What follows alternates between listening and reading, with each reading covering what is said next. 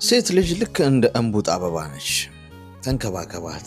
ልክ ብርጭቆ ተጠንቅቀህ እንደምትይዘው እንዳይሰበር በጥንቃቄ ያዛት። አትስደባት፣ አታዋርዳት።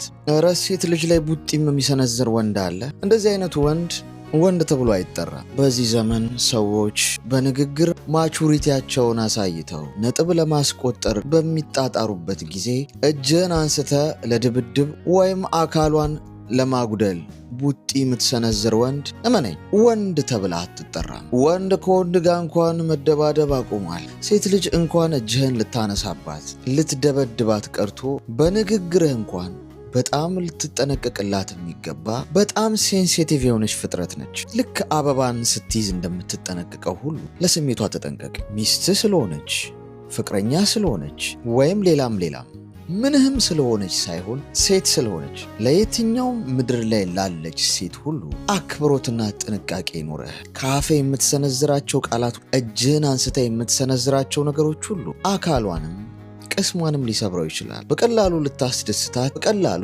ልትሰብራት ስለምትችል እጅግ በጣም ተጠንቀቅ።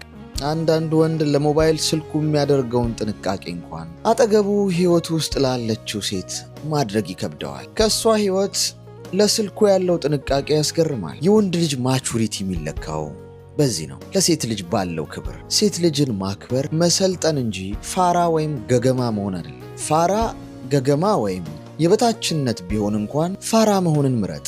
በዚህ መንገድ አራዳ ከምትሆን አራዳነት በአፍንጫ ይውጣ፣ ይቅርብህ።